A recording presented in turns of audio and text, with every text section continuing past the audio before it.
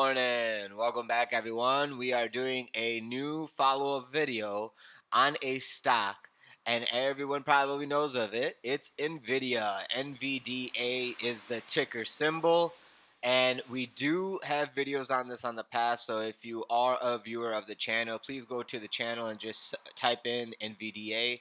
And you'll find the old videos, and yeah, you can follow up so you understand what the doodles mean. If you have not subscribed to the channel, please go ahead and do that immediately. It is extremely important that you're subscribed to the channel. Please make sure you hit that bell button for notifications so you get those emergency updates as they drop. If you could, because if you're already subscribed, if you could just thumbs up the new videos, I would greatly appreciate it. If you could leave me a comment in the comment section below letting me know how everything is going, if there's anything I can do to improve, or any suggestions for the next future video, I would greatly appreciate it. So thank you so much. Other than that, in the description of the video below is all the other affiliate services that we use and recommend that helps this channel grow, such as our MEXC link, where we do all our altcoin trading. So thank you guys so much for your support. I greatly appreciate it. Now moving forward, we are looking at Nvidia moving, and as you can see, the low and the high. And if you have been with us in the past, you know every time I see a structure like this, I say, hey, this looks like a distribution or a head and shoulder. And we actually did go ahead and draw that out in our last video, which I'm going to show you in a second. But before we show you Nvidia, I want you guys to look at what we did a video on yesterday, which was Tesla.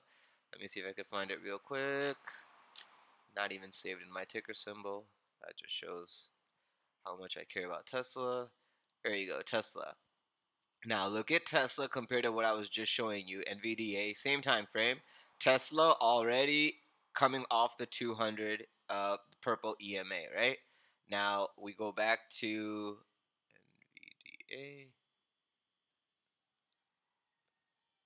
NVDA. NVDA not even coming close to touching the 200, okay? And if you look previously, we have done it in the past, but it was after we lost the EMAs and then using EMAs as a resistance. So we have still to lose the EMAs and get that as resistance if we're going to go much lower, which, I mean, we can discuss that with the fibs moving forward as to what I think is coming. Okay, I'm going to turn on the drawings. These are from the last video, so you guys are aware as to what I'm looking for. Now I know there's a lot of stuff going on here, but the gist of the matter is that we were looking for a head and shoulder. Okay, we already got the head and shoulder. We were looking for, let me get my thing. We were looking for a head and shoulder and then our head to form right here. White.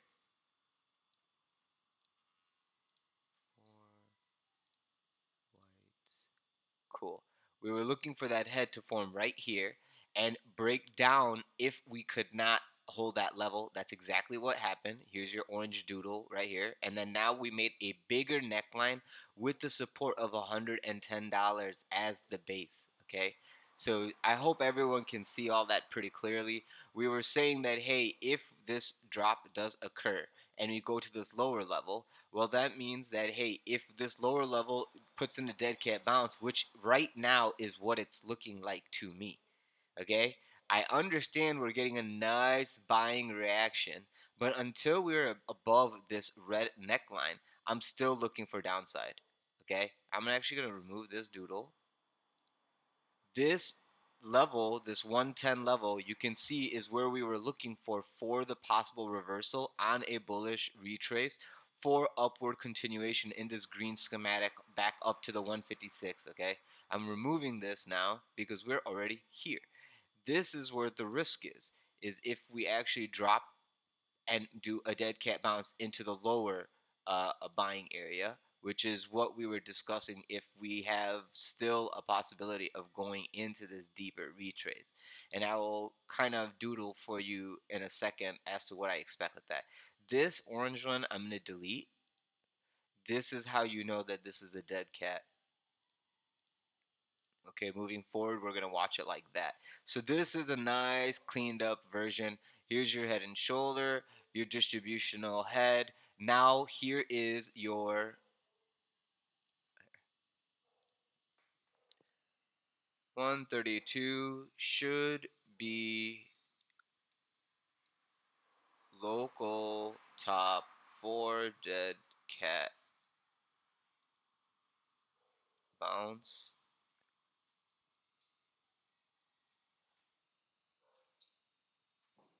stopping there would allow shorts. Come on, bro. Can't spell. Allow shorts to re-enter for another leg down into 83 target. In a ABC wave correction. You guys gotta Google what I mean by ABC, but ABC is like a reset after 7 legs up on a Wyckoff. What do you call it? Wyckoff breakout, it's usually like 7 legs up. So I would say that that's why this distribution kicked in. And when you get distribution, I usually like to see 3 legs down, and then that's when I see a reversal for upside. And anyway, like we already saw what Tesla did, and Nvidia is halfway of where Tesla did. And Nvidia and Tesla, in my opinion, are both kind of the same situation. It's just rotation is occurring between those two assets. So the people are moving money between Nvidia and Tesla depending on their conviction at that moment. So that's why, excuse me, I'm not surprised that 110 gave the bounce, but I do think that this area right here is going to give you a rejection. Oops. This area right here will give you a rejection, and we will probably roll on over to 110 again, and that's when people will basically panic sell a little bit deeper into this 83. Now all of this, I'm gonna say, has to happen by Wednesday 2 p.m. If by Wednesday 2 p.m. we are, and then let's say Wednesday at the end of the day, Wednesday at the end of the day, if Wednesday at the end of the day we are above 132, I will say the previous doodle that we had here, which was like this, coming over here and reversing, is more of a realistic possibility, and like that. And then it will actually break out of this top. And I think this is what's going to happen after Wednesday, depending on what we get news from Mr. Powell. And that's why I'm making this video, that the likelihood of this is there if we hold above 110 by the monthly close. Okay? Not the weekly, but for the month. If we can hold above 110. If next week we bearish engulf this candle and get back to 110 area, you'll get your answer that yes, we still have this 80 what is this level right here? This level to be considering before we look for upside. Because of the liquidity that's sitting there, it makes sense for it trying to come take a little bit of this money and reverse out. And when I mean the liquidity there, I mean right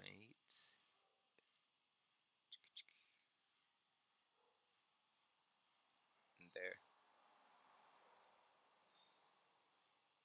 So that area begs to be tested. And it makes sense because 83, whatever I'm giving you, is right in that area. Here's your bottom. Yeah, so I don't need this orange little doodle anymore. And the channel signifies what I'm looking for. You know what? We could even change that white up because I can't see that properly for some reason. There you go. Just might as well make that green. So that's basically what we're looking for on Tesla. Now, this is our long-term analysis as to what we're expecting next week, since this is a weekly close and it looks like it's bullish engulfing, but it didn't completely fully bullish engulf. Okay, so we gotta wait and see how this opens up on Monday. more than likely it's going to look for weakness to the downside, and this was a dead cat bounce. Here's your monthly. This does not freaking look healthy, okay? If this closes like this in 16 days, I'm looking for the next month to open and flush to the downside. So just keep that in mind. If you look at our volume, you see the volume is decreasing as we were at the high, and now the sellers have started. But the selling, I didn't really even get one volume candle of sell. So as long as we're above the 97, the 110, like I said, we got good possibility of the bottom local low being put in because of this wick. But I'm gonna wait for next week. Next week, if we come and retest 110 and we don't break it, that'll be my signal to buy for upside reversal. If we break 110, then I'll be patient for a little bit under $100 just because of that psychological $100 level, and I'll start accumulating, and then we'll look for that reversal if I can get it between $80-$90 average entry. Full disclosure, I have no Nvidia. Full disclosure, I have no Tesla. Full disclosure, yesterday I sold RGTI. We had a 25% pop in a day, and I took that profit from the last buy, which was over here. So this was where I bought it right here, RGTI. It was around $8 and like 60 cents or something like that. And we had a nice uh, short squeeze kind of pop yesterday, and it was around 20% is when I was starting to get out. So right around here, I let everyone know in the Discord, hey, it's a 20% pop. There's no way I'm not going to take this money. So I just took it, and I was waiting for this level right there to take the rest of it here, 1132, which is where they found all the resistance at the end of the day. So this is kind of why I do what I do. Um, it was literally a perfect trade because we were already looking for this anyway, and it could still go higher. I still have my schematic of this trying to go into this $15-$16 area, but am I gonna be greedy from taking it from around 850, something like this? I got it like right around here, like 850 to 11. Am I? And this happened in 2 days. Like literally I just bought it the day before because I saw it doing this upside squeeze. So this is the value of technical analysis. This is the value of paying attention to this channel. This is the value of stocks and crypto. I couldn't find a good trade in crypto because we were grinding the lows. So I put this trade on in my IRA. So this trade that I made, this 20% gain, was actually in my retirement account. I don't get any fees for buying and selling in there, and I don't get no taxes for the capital gains. It's just an IRA that I can't even take out until I retire. But all the money I gain in there is all basically, it's just snowballing. Because I have some stuff in there. I have some AMC stocks still. Guys, I told you I bought AMC and I bought RGTI. Those are the only two stocks that I have in there. The rest is cash. And then sometimes I put in dividend plays of companies that I know that have earnings coming up and the ex-dividend date is still not passed. And if I want to hold it and get a quick dividend, I'll buy like, 5,000 shares, 10,000 shares. It depends on what the heck it is, guys, and what my budget is. But I'll buy that big chunk just for the dividend for that quick scalp because I see the technical rounding bottom. So I know we're going to get a little squeeze to the upside, and I'll be able to collect the dividend as well. And if it's a good earnings, then it's like, dude, you get the dividend, you get a good pop. It's like you get 2 to 3 different wins. And that's what I used to do with options. So in my IRA, I can also trade options. So I'm using my technical analysis to see when stock is oversold, and then I'll buy call options and just sit on it for like 3-4 weeks or a month and just let the option print the premium for me, or let it expire worthless. But you, with my options, I don't have to risk even more capital. Options is something where you need to be a lot more knowledgeable because it's premium that can be wasted, okay? Just like if you use leverage on a trade in crypto and you over leverage, you could get liquidated. The options is the same thing. You could lose all your money, but at least the risk is defined depending on the premium you're getting or you're sacrificing depending on if you're doing calls or puts. But yes, so those are all vehicles of investments. I suggest everyone doing all of that stuff, learning about all of that. Let's go back to NVDA because I am ranting. Get a sip of this coffee. Okay, so here on the local time frame, 4 hour, you can see that all the move that we had yesterday was into the dead cat area, right at the resistance of 122.55. If we can get above 122.55, we're still looking at major resistance right here at 128. We even have everything doodled over there. I think there's an arrow, right? Yeah.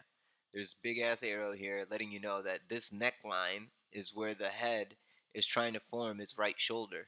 This head and shoulder is false now, okay? This is not how the real head and shoulder is. The real head and shoulder is like this.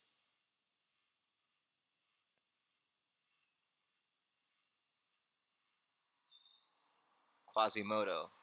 Okay, it's on Quasimodo mode because the buyers were so weak that they're putting in a shoulder over here. It's not this. This is, I'm just gonna say that's head. Here's your shoulders top. I would want it, and it looks like it's even going a little bit lower. Okay, but we're just gonna leave it like that so we know that if price action gets to the tippy top of this, no panic. It's only if it gets above 132 or 133, let's just say 133, that we're like, okay, the head and shoulder fractal is not playing out and we're not going to get a measured move. Here's your measured move, by the way, guys. I know how much you guys like that.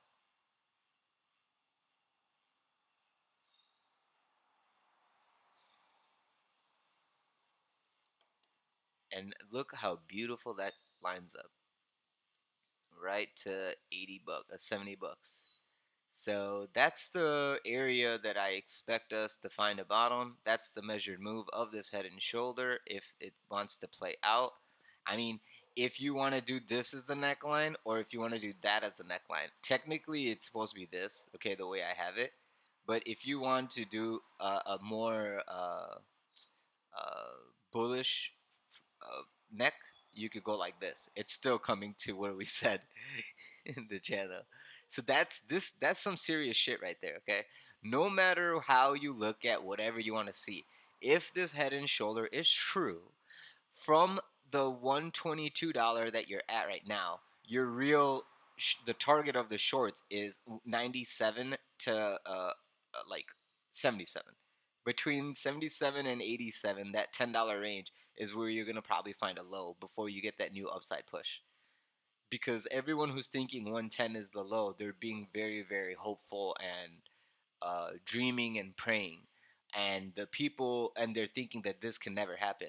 And that's probably the most logical reason why this will happen, is because people think it is impossible. And that's where the max pain is in this area here.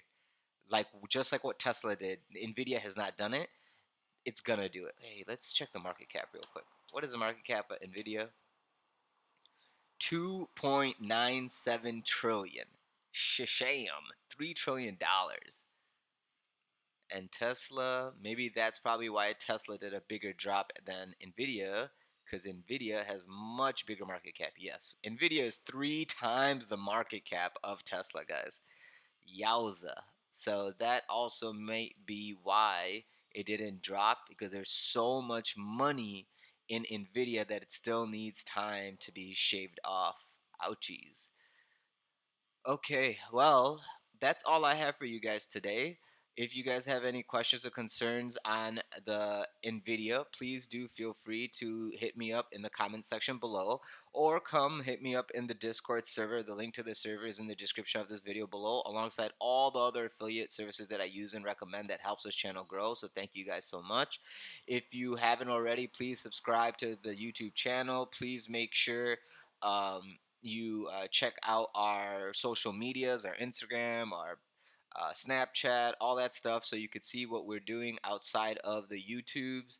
And yeah, aside from that, guys, leave a comment and let me know how everything is going, and let me know what the next video should be, and I will do that for you in the next video for tomorrow. Hope you guys have a great weekend and see you soon. Bye bye.